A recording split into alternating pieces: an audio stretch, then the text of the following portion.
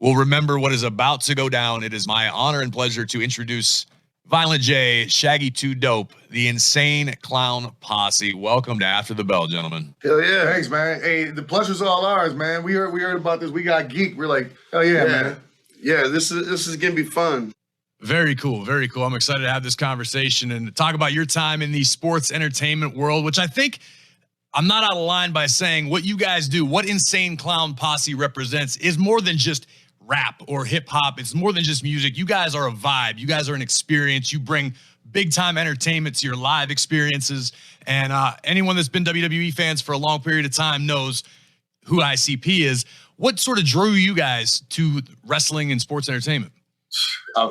Basically, I mean, we might as well have been second generation wrestlers, how early we got into it. You know what I'm saying? I mean, we weren't, but I mean, we were little kids, you know, believe it or not, we made like I know every kid talks about the wrestling ring they made in their backyard, but the one we made in our backyard, like to this day, I marvel at like how kids our age made something that incredible. Like I'm talking about, we garbage picked railroad ties, pounding them into the floor with rocks. I know that sounds like I'm full of shit. But real, man. That's awesome, man. Pounded them into the floor, got garbage picked holes, drilled with our hands holes in the railroad ties, and made and our turnbuckles didn't bend inwards.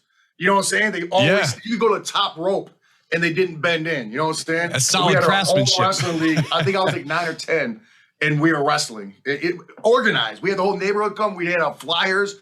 His mom would get the hot dog maker from the church she worked at. You know what I'm saying? The chairs. Yo, we were like in effect as little kids. So that's what I say. Like so early, we didn't have nobody training us or pushing us like a second generation or would have. But basically, that's the way I see it. We were so early in the game that we kind of were. But didn't nobody know we were wrestlers until we made our like debut later on. Like we were independents, all that stuff, you know? Yeah, we were backyard wrestlers, maybe before it was cool. Right. You know what I mean? Yeah, we weren't doing hardcore. You know what I'm saying? Yeah, we weren't doing like 80s NWA wrestling. Right, yeah, right. What ended up the way backyard wrestling became known in the 90s, I think, or the 2000s. You know, with all the DVDs that were coming out with and everything back then. Right. Don't try this at home. I mean, it's obvious looking at our faces, you know, wrestling and gimmicks and you know, all of that in general. Yeah, man, it is always been played a major role in our life, you know, in our career, man. Right at the very beginning, you know, a lot of the musicians coming up, a lot of the rap artists coming up in Detroit, you know, when we were coming up, they needed sort of a gimmick. You know, you had Kid Rock. Right, Kid Rock was riding around in a tractor in his videos. You know what I mean? Like it was gimmick. It's like wrestling in a lot of ways. You know, that gets applied to pretty much everything in our life, even outside of wrestling. Is like everything is relatable to wrestling. Everything is gimmicks and way it goes to angles. Everything is relatable to wrestling when it boils down to it. Sorry, that's how it looked back in the day. Like that's you know. I think a lot of people would say, I mean, anybody that's been in this business for any period of time would agree, pro wrestling is life and life is pro wrestling. Even when you find yourself in weird business situations, like I always joke all the time that my experience working in WWE is more valuable than any college education could ever be, because I can kind of relate to just about any wild situation. I'm sure you guys are on the same page. It's a language and a mindset. You know, so you could go to a club, not even as a wrestler, be like, oh, there goes that guy's definitely a heel up in here. Yeah. You know what I'm saying? You start categorizing how people. You think now, you know what I'm saying? And when I'm not even around wrestlers forever, I'll be talking to my wife like a wrestler. You know what I'm saying? She understands wrestling language because of me. You know what I'm saying? Yeah, pass me that gimmick over there, man. At the end of the day, everyone's working an angle in their own storylines. Right, exactly. Your own storyline in your own mind. Right. But then again, wrestling is such a the way it's broken down. It's such a great way to explain so many situations. You know, who's the heel? You know what somebody's gimmick is or whatever. It just seems to it's such an easy way to define any scenario. You know what I mean? Right. Honestly, though, growing up, wrestling was probably the best thing for us, man. You know what I mean? Because it makes sense out of this craziness, you know what I'm saying? On top of that, I mean, just with kids with an imagination, you know, wrestling You can take that anywhere. You know what I'm For saying? sure. With a big imagination, that's what you need to be in wrestling. You know what I'm saying? Yes, sir. Now, did you ever imagine, though, you're telling, all these stories are so great to learn about the early days. Did you ever imagine one day that you would be in WWE? Was that ever like a goal early? Yes. 100%. We knew it. I mean, we bragged about it. We knew for a fact that we were going to be wrestlers, When we were little kids wrestling, the backyard thing, where we didn't go with it, but we were going to organize like a thing where we'd like all get together and write letters to Vince McMahon and try to get a kids league opened. You know what I'm saying? straight up. No bull. That's amazing. So you guys did the indies prior to, like while you were chasing the music thing? Before music, you know what I mean? Okay. Before and during, we still did independence on the side while we were full on, when we were rapping, you know what I'm saying? But the thing is, though, music overtook, definitely, without question, we decided we wanted to do music, you know what I mean? But we already manifested the proper amount of energy toward being wrestlers that when WWE contacted us about doing the ring music for the oddities. Right, And what you got to understand is the same exact time he's talking about, you know what I'm saying? Right before we got called, we were still putting on our own independent shows in Detroit at clubs and stuff. And we were didn't nobody know that we were in independence and all that. So we'd be the main event on it, and we knew how to work, you know what I'm saying? For like through and through, you know what I'm saying? Fully. And so we blew everybody's wigs back just in Detroit. They didn't know we know how to wrestle like that, you know what I'm saying? So then when Vince hollered at us to do the song for the oddities, we were like, yo, we know how to wrestle. You know WWE contacted us about doing the ring music for the oddities. And we were like, you guys know that we wrestle? And they were like, they had no idea how would they, that we were ever independent wrestlers or any of that, So next thing you know, we went down to, they flew us out to Stanford, and we wrestled right there. We wrestled Tom Pritchard. Dr. Tom, yeah. Dr. Tom was my coach and one of the best coaches ever. Yeah, whoever his assistant was back then, big dude, whatever, cauliflower. Yeah, we but they we had to do the match right there. They videotaped it for Vince. So next thing you know, we debuted at SummerSlam. In Jolo's Arena. No. Madison Square Garden, I mean. In the SummerSlam 98. Right? Just Yeah, 1998. Boy, Yeah. But to us, Jolo's Arena is our Madison Square Garden. That's why I got that mixed up. So what did it feel like? What was going through your minds? Now, by this point, you guys come to WWE. You're going to be paired with the Oddities, which is at the time, I believe, Golga, John Tenta, Earthquake, rest in peace. You had Kurgan, the Giant. You had Luna Vachon at the time. Yep, Luna. Yep. And us. So as lifelong fans, you guys are blowing up in the music world, enough so that WWE's paying attention. They ask you to just make music. Now you're part of the show at SummerSlam in Madison Square Garden. What's going through your minds when you walk out? Holy. Crazy. Forget me. Our first time being with WWE backstage in that capacity, you know what I mean? And we needed somewhere to paint up, to put our, and so they took us in the dressing room. The only other two people in this dressing room were Undertaker and Stone Cold, like 15 feet behind us. First time walking into WWE, outside the independent, you know what I'm saying, besides being in the crowd. And we're looking That's at each other intimidating. in the mirror like, this is insanity. I mean, of course we knew, you know what I'm saying, but still just sitting there with them, like, whoa. Yeah. Yeah, it was amazing, man. And then just going out, walking out, and we weren't even wrestling then. We were just like rapping, walking, like escorting them to the ring or whatever, And I was so blown by the time I hit the ring because I was so excited coming out. Just we hit that ring. I was like pushing them lyrics out. We got to do the foot swipe though. Yeah, we got to interfere in it. Yeah, of course. Yeah. Next thing you know, we ended up becoming part of the storyline. But I'll never forget when we were having our first match, our actual match in the WWE against Kaientai. And when he went up to do his leg drop for the top rope, man, the look that's on how that you guy, fight people in the streets, the look on that guy's face, man, because it wasn't in his plans, He was so scared. He was so scared when Joey went up to do that leg drop, top rope leg drop. Man, I mean, the guy was shook. He was looking like, what the is this?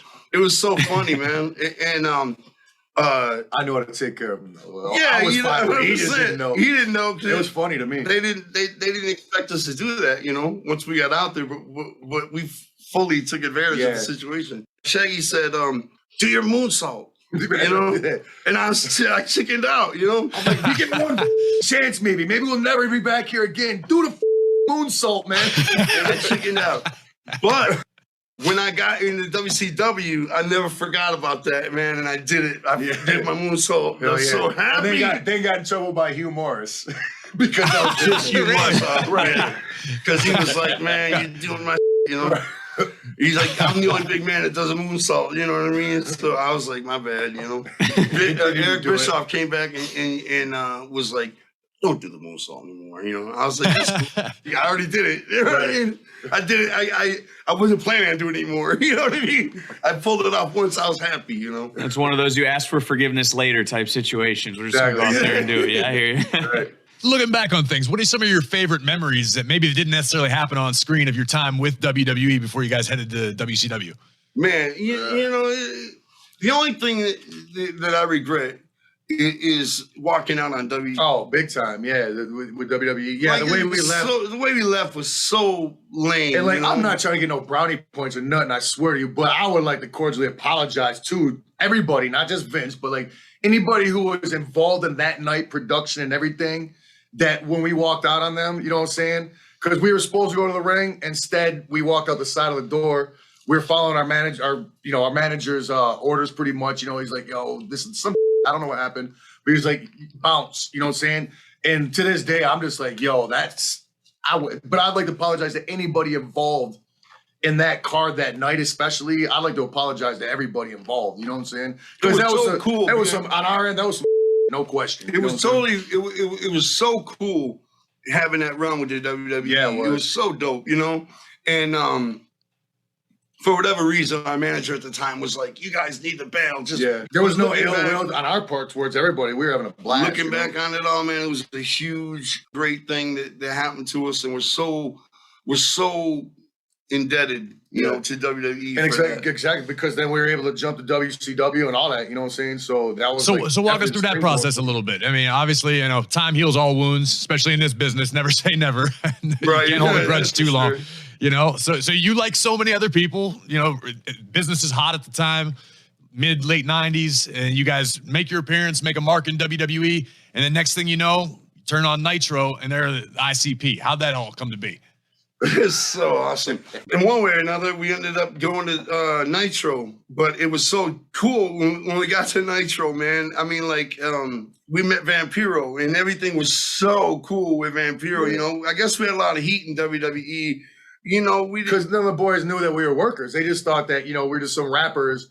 They got thrown in there and we're trying to wrestle. You know what I'm saying? Right. So we definitely didn't get treated like one of the boys, but I'm sure we probably could have got a lot harder. You know what I'm saying? But in WCW, man, everything was really cool. You know what I mean? Like in WCW, we had a great time. We started to hang out with Vampiro, and man, we just hit it off like crazy with Vampiro and with Raven. You know. Raven and Vampiro, we just, man, and we got to work with Muda. We got to work with everybody. Man. I'm super jealous of that one, man. That's my all-time favorite, Great Muda. The Deadpool time, man. Eddie Guerrero, Rey Mysterio. Some greats, man. We got the rest. I mean, like, we got to go right into the matches. You got to take a stunner. There was no problem with it. Like, they just put us right into six-man competition with Vampiro, you know what I mean? We got to be on pay-per-views. I mean, WCW was fun, man. It was a lot. I can't lie, man. They were sinking when we were there. We were having a blast. We were having so much fun wrestling 3 count and everything. We had a great time in WCW. I can't lie, man. As awesome as it was to be a part of wrestling again, in you know, after you know, the success of the band, after we had a platinum album, you know, and to be a part of wrestling and the debut at SummerSlam at Madison Square Garden and all that, it was so awesome. And then, but after a while, at the 4th month, you know, after it just became too much, you know what I mean? We're like, man, it was too big, man. Yeah, you know what I mean? It became too much, you know. So we had to do what we had to do, you know. I mean, to this day, just because we love it so much, we still somehow figure out how to work our way into independence every now and then. You know what I'm saying? We'll like go wherever for whoever and just wrestle a show once a year or something like that. You know what I'm saying? Maybe not actually get in the ring and work a match, but work our way. But just be part of somewhere. it. Yeah, for sure. You know, one thing that stands out, getting to learn about you guys here today was something I really wanted to talk to you about too, was the way you both give back. I think that's something that's overlooked by a lot of, whether it's in the music, wrestling, those that know ICP, is how charitable both you guys are. More recently, donating T-shirts, turning them into masks for healthcare workers during this COVID time. So I just want to say hats off to both of you guys for that as well. Thank you. Yeah, thanks. You know, we do like that all the time. You know what I'm saying? But we just don't try to make a big public event out of it because we don't do it to try to get ends. You know what I'm saying? Just like somebody picks up on it, fine, but we're not marketing it. You know what I'm saying? Mm-hmm. Just Right. we do. You know what I'm saying? We do tons of stuff besides that you never hear of. You know, it's just why not? You know what I'm saying? You're positioned to why not? You know. That's even at your concerts, toy drives, food drives, always giving back to the community as well. And I really think that's for somebody who just sees ICP, that's something that doesn't get talked enough about, is what you guys do. If you're in a position to make, a positive change or something, why not take it, Right. Man, we've had a very blessed career, man. Oh, yeah. Insanely. No question. To look back at it now. And it's still going full steam ahead right now is the crazy part. You know what I'm saying? Man, least we could do is show some love in return, man. I mean, come on, man. We've had a blessed career, you know what I mean? Very, very blessed career. And to be able to do this right now and still be out here doing it like this, man, we're very, very fortunate, and paying back some of that love, that's the easiest thing we could do. You know what I mean?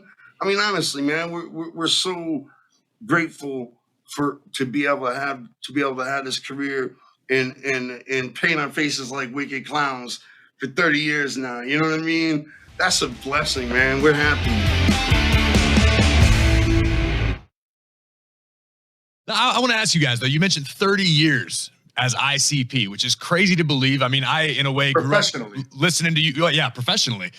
I'm curious about your fan base. Everybody that knows anything about ICP and the Juggalos, and you guys have arguably the most passionate fan base in all of music. I mean, it's second to none when it comes to people absolutely loving and following everything you do. I'm curious because we notice in the WWE business, the sports entertainment world, how there's sort of a turnover in fans. You hear a lot of fans go, "Oh, I used to watch that," or "I used to pay attention to that."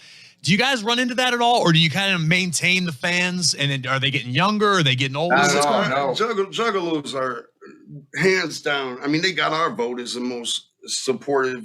People come to meet and greets, third generation Juggalo. Okay. You know what I'm saying? Like, yeah. born and raised like that. You know what I'm saying? It's over. We just want to make one thing really clear here, okay? It was never in our plans, okay, to have Juggalos. We didn't name them. We didn't name them Juggalos. We didn't come up with that.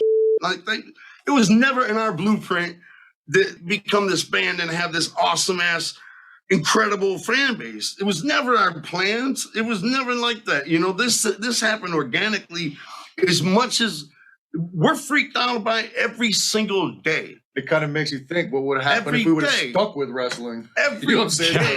Every day we discuss it. Not a day goes by that we don't understand how blessed we are. Or underappreciate it. You know what I'm saying? It's never we're never too cool for school where we're just like, yeah, of course, this is our life. It is what it is.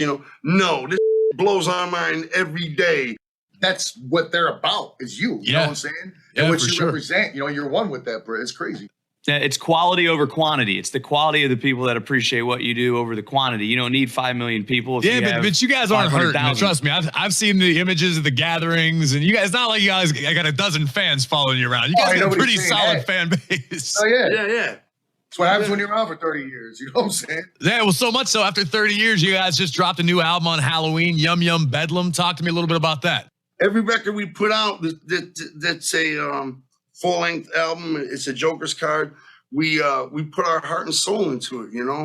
I'd say we put out an album every 3 years, 4 years. And this one is no different. We put our heart and soul into this record, and I think the people that I think our fans, They know that, that when it's a full-length album and we call it a Joker's card, that's what we've always called our albums. I think our fans know that when we say this is a Joker's card, they know that it's everything we got. It's all of our guts into this project. 100%, no question. Yeah, I think over the years, whether or not it was good or not, they know we gave it our all. You know the thing, at this point in our career, we tell people when we put out stuff, like singles we may put out for like a meet and greet or so, we're like, this song's like this, but whatever, you know what I'm saying? Sorry, guys. But if it's a Joker's card, it's going to be that real. Whenever that record comes out, like after Halloween, when this record was out, you know what I mean?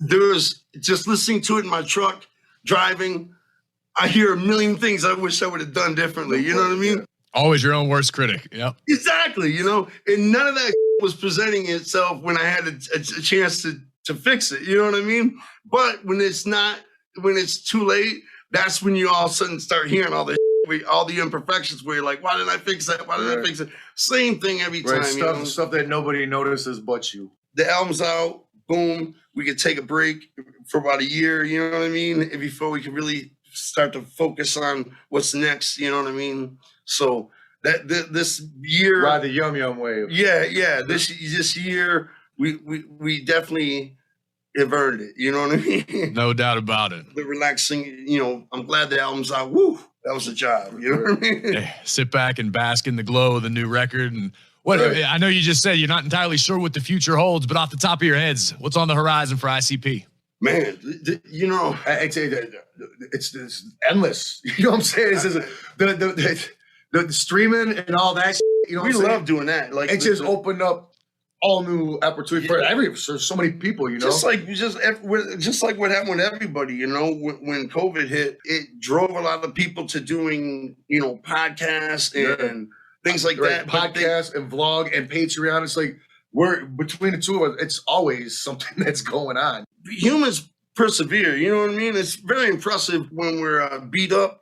We end up coming out swinging pretty tough, man. It's and I think COVID is a shining example of that, especially in the wrestling world. Look at all the people doing podcasts and things like that. Hey, look at the Thunderdome. We weren't allowed to have fans. The biggest part of our show for over a year. So everybody survives though. And just looking at that era though, the way everybody chose to to navigate around that.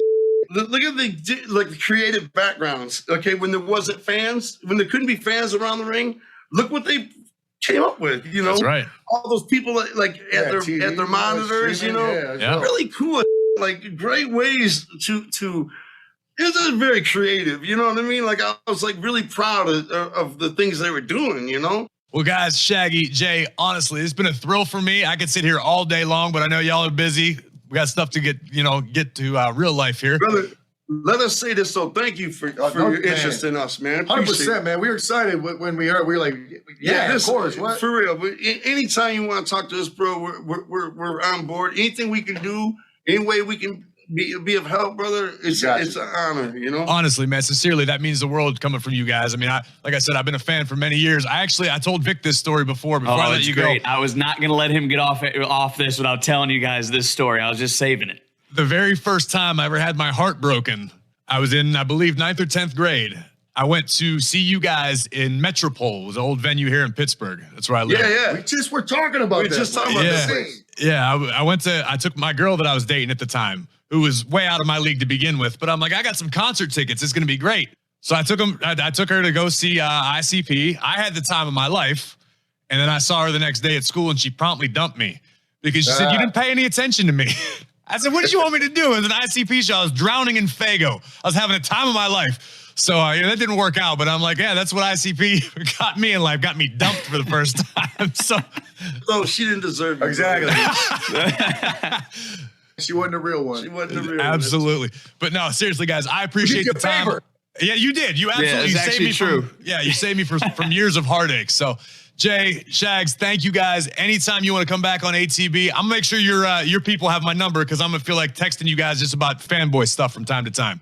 No, brother, you reach out to us anytime, brother. No doubt, man. It's all good, man. We appreciate that too. Whatever. We appreciate what you're saying. We appreciate that, man. Right on, guys. Well, thank you for your time. You're always welcome here. Good luck. Yum Yum Bedlam. Pick it up by ICP wherever you get your music. Is going to be awesome. The latest Joker card dropped. Shaggy, Violent J, always welcome, guys. Thank you, brother. Thank you, brother. Vic, you're going to have to surgically remove the smile from my face. That was fun, man.